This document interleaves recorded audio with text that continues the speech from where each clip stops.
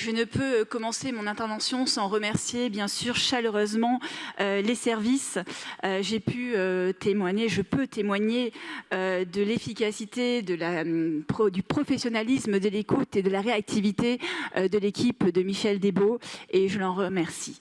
Cette mission aura été celle des records dans le nombre de personnes auditionnées, plus de 144 personnes, experts, scientifiques, acteurs, sans compter aussi les 81 contributions écrites. Cela témoigne en effet de la transversalité des thèmes qui est inhérent aux deux bois, de Boulogne et de Vincennes. En effet, ce sont plus que des forêts, ce sont aussi des lieux d'épanouissement sportif, événementiel, mais aussi culturel, et ce sont aussi, hélas, des lieux de vie avec des réalités contrastées et leurs difficultés. Cette mission, elle a été à la fois stimulante et enrichissante, et je crois pouvoir dire qu'elle s'est déroulée dans une atmosphère constructive, débouchant sur plus de 68 recommandations. Je remercie d'ailleurs l'ensemble des élus et leurs collaborateurs pour leur assiduité, pour leur engagement. Je précise que l'ensemble des sessions étaient en présentiel, peut-être comme dans l'ancien temps, mais cela nous a permis d'être très constructifs et bien sûr en présentiel, sauf les sessions internationales que nous avons eu l'occasion de mener avec nos homologues de la ville de Tokyo ou encore de Londres et de Bruxelles. Je remercie enfin monsieur le rapporteur Émile Meunier pour sa capacité de consensus et puis aussi pour sa contribution à la bonne atmosphère qui a prévalu, je crois que je peux le dire, tout le long de cette mission. Depuis la remise du rapport au premier adjoint Emmanuel Grégoire, il m'est souvent questionné de savoir si je suis satisfaite de la mission. Et ma réponse est double. Ma réponse, c'est oui, mais il y a aussi un petit non. Oui, parce que je sens que nous avons étudié toutes les facettes et toutes les questions et que nous n'avons mis rien de côté. Même les sujets sensibles ont été abordés dans ce rapport et même lorsqu'il n'y avait pas consensus, nous avons été capables d'émettre des préconisations, certes parfois qui peuvent paraître timides, mais des préconisations tout de même demandant une expérimentation ou le lancement de réflexions. Donc rien n'a été écarté et d'ailleurs le consensus est bien là puisque nous allons aujourd'hui débattre des 68 recommandations que nous avons fait par consensus. Mais pourquoi alors un non? Un non parce que en tant que membre du groupe Changer Paris, il y a de nombreux sujets sur lesquels nous aurions voulu aller plus loin. Je pense notamment à la propreté, à la sécurité, à la gouvernance, mais aussi à la gestion arboricole. Nous avons auditionné de nombreuses personnes, de nombreux usagers des bois et il est vrai qu'ils ont des préoccupations fortes dans ces domaines-là et cela rejoint d'ailleurs le rapport de la PUR qui avait été fait en 2019 et qui pointait déjà les faiblesses principales des bois, c'est-à-dire les activités liées à la prostitution, l'entretien aussi et la propreté des bois. Je voulais souligner aussi que l'urgence climatique, notamment les épisodes de canicule que nous connaissons de plus en plus, nous oblige à prendre des décisions courageuses. Et là aussi, nous pensons que l'urgence climatique nous oblige à arbitrer sur certains points. Alors oui, nous avons réussi à nous accorder sur du consensus pour protéger et valoriser en effet ce patrimoine naturel, culturel et historique des bois. Pardon. Vraiment, j'entends des conversations de toutes parts à voix haute.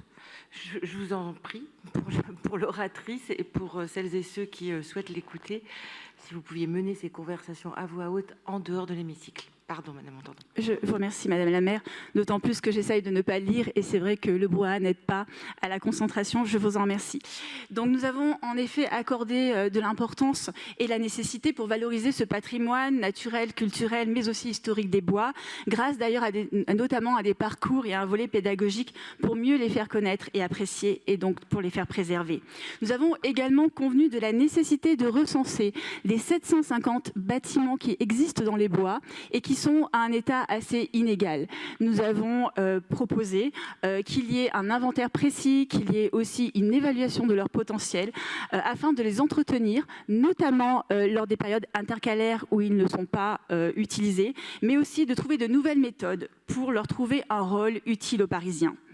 La pratique du sport a aussi été assez consensuelle dans la reconnaissance en fait de la nécessité d'améliorer les conditions sportives.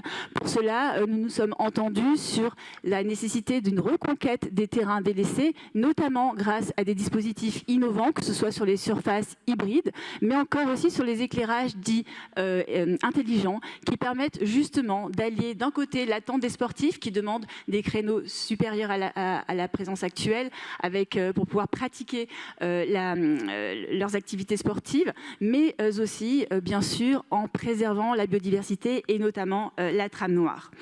En matière d'accessibilité et de mobilité, nous avons soulevé dans la MIE une lacune manifeste, celle que le plan de mobilité que nous avions débattu en séance en février dernier n'était pas dédié à un volet spécifique sur les bois.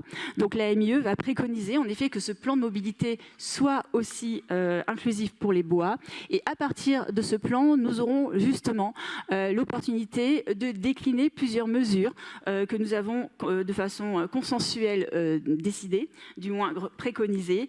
Il s'agit en outre de renforcer tous les parcours et les déplacements en mode doux, comme les pistes cyclables, la rénovation aussi de la voirie et de l'accessibilité, et puis enfin des mesures très pragmatiques telles que la signalétique, les parkings à vélo ou encore des navettes écologiques. Mais sur ce point, ma collègue Brigitte Kuster aura l'occasion de les développer en détail.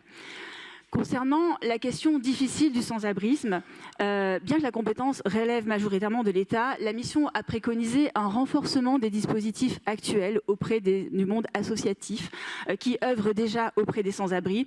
Et nous avons également préconisé de développer des établissements tels que le pavillon La Terrasse qui ont vraiment cet objectif de sortir ces personnes qui sont très marginalisées et de leur permettre de remettre un pied dans la société. Et c'est dans le même état d'esprit que nous avons abordé aussi les sujets liés à la prostitution, en renforçant les dispositifs des acteurs qui œuvrent déjà auprès de ces personnes, mais aussi de créer un observatoire de la prostitution dans les bois, ce qui permettra une meilleure coordination des différents intervenants. Alors oui, l'ensemble de ces mesures fait consensus et j'espère que nous aurons l'occasion bientôt de voter justement dans cet hémicycle ces mesures ainsi qu'un plan d'investissement.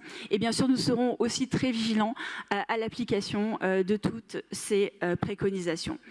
Maintenant, comme je l'ai dit en préambule, il y a des sujets sur lesquels nous aurions voulu aller un peu plus loin. En matière de gestion forestière, vous le savez, le débat reste vif. Notre groupe souhaiterait qu'il y ait un moratoire sur les coupes, quelle que soit d'ailleurs la surface des parcelles. Les coupes rases, en effet, pour nous, sont inadaptées, notamment à l'urgence climatique dont je faisais état en préambule. Et pour nous, nous prenons une approche beaucoup plus douce, beaucoup plus moderne, qui d'ailleurs est préconisée par de grands acteurs tels que l'ONF ou encore l'Agence régionale de biodiversité en Île-de-France. Mais sur ce sujet, mon collègue Franck Marguin aura aussi l'occasion d'y revenir plus en détail. Pour l'organisation des grands événements, la MIE préconise d'établir un protocole pour objectiver les études d'impact sur l'environnement. C'est un premier point, c'est une avancée. Et pour moi, cela sera très utile pour tous les événements intermédiaires. Mais lorsque les événements sont de grande envergure, nous considérons qu'il n'y a plus à arbitrer, il faut simplement les délocaliser parce que lorsqu'ils sont trop bruyants, lorsqu'ils sont trop fréquentés, ces événements abîment énormément la faune et la flore. Et pour nous, il faudrait qu'ils soient en dehors de Paris ou à Paris, mais certainement pas dans les bois. Un autre axe peut-être de divergence, c'est vrai que notre groupe aurait souhaité que l'on puisse utiliser plus les nouvelles technologies à des fins d'optimisation des bois. Nous sommes aperçus que le traitement des données avait besoin d'être amélioré parce qu'il y a des données, mais elles ne seront pas forcément exploitées. Mais là encore, pour nous, les nouvelles technologies permettraient de mieux suivre la biodiversité et ainsi de la protéger. C'est aussi le cas pour améliorer les parcours sportifs grâce à des applications numériques ou encore de lutter contre ces incivilités. Et les incivilités, il y en a, et je ne prendrai qu'un seul exemple, celui des gravats, qui est un véritable fléau au sein des bois. 612 mètres cubes pour Vincennes et 1809 mètres cubes de gravats pour le bois de Boulogne. Si on cumule les deux, c'est l'équivalent d'une piscine olympiques à remplir chaque année. Et à ce sujet, c'est vrai que l'ONF nous avait proposé à la mission d'information et d'évaluation et mis à disposition des procédés qu'ils utilisent de capture photo qui permettent de lutter efficacement. Ils avaient donné tous les protocoles de sécurité pour le mettre en œuvre et je regrette en effet que la mission ne se soit pas saisie de ce sujet. En matière de propreté et de sécurité, nous arrivons rarement au sein de cet hémicycle à nous mettre d'accord, que ce soit sur l'intramuros ou sur les bois. Et il se trouve que là aussi, nous trouvons que la municipalité a tendance tout de même à s'auto-congratuler assez facilement, alors que sur ces sujets, les Parisiens attendent encore de nombreuses améliorations. Et sur ces sujets, c'est ma collègue Véronique Balini qui aura l'occasion d'y revenir en détail. Enfin, peut-être en guise de conclusion, cette mission a permis de mettre en lumière déjà la nécessité d'améliorer le processus de concertation, notamment avec les communes riveraines. Et donc, je me réjouis que des préconisations aillent en ce sens pour améliorer la fluidité et la prise de décision avec ces partenaires. Et puis enfin, peut-être cette mission a aussi montré à quel point il y a des recettes dans les bois qui sont générées. Mais ces recettes sont, hélas, fondues dans le budget global de la ville. Et nous considérons que si les redevances qui se montent à peu près à 46 millions d'euros, si elles étaient fléchées pour la préservation, l'amélioration des bois, eh bien, ils s'en sentiraient beaucoup mieux porteurs. En effet, pour l'instant, de l'autre côté, face aux 46,5 millions de recettes, ce sont 9,8 millions qui sont affectés à la DEV pour les deux bois en 2014. Et c'est vrai que si nous arrivions à les flécher, ils pourraient être mieux utilisés. Et c'est pour cela que mon groupe proposait une structure qui soit dédiée avec finalement un budget et une gestion autonome des bois, afin justement que les 68 préconisations que nous allons présenter et débattre maintenant puissent être mises en place. Je vous remercie.